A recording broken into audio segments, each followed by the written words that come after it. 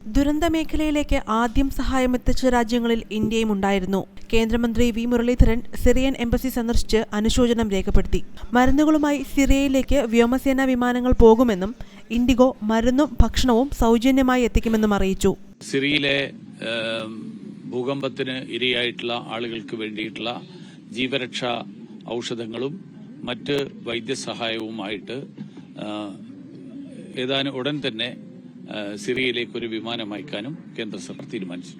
ദുരന്ത നിവാരണത്തിന് ഇന്ത്യ നൽകുന്ന പിന്തുണ വളരെ വലുതാണെന്നും സഹായത്തിന് നന്ദി അറിയിക്കുന്നതായും സിറിയൻ അംബാസിഡർ ഡോക്ടർ ബാസം അൽ ഖാത്തിബ് പറഞ്ഞു.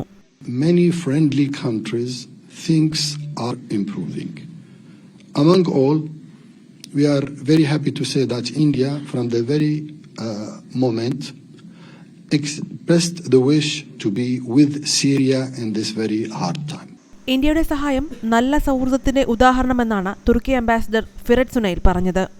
Secretary West called me just in order to support, emphasize his support. I was of course very happy because seeing that my colleagues at the Ministry of Foreign Affairs are standing by me. I was very happy, and this is a huge moral support. അതിരൂക്ഷമായ ഭൂകമ്പത്തിൽ 10,000-കണക്കിന് ആളുകൾ മരിച്ചെന്നാണ് പുറത്തുവരുന്ന റിപ്പോർട്ടുകൾ. International desk Zee Malayalam news. ഏറ്റവും പുതിയ വാർത്തകളും വിശേഷങ്ങളും വിരൽത്തുമ്പിലറിയാൻ സീ മലയാളം ന്യൂസ് എല്ലാ ഡിജിറ്റൽ പ്ലാറ്റ്ഫോമുകളിലും.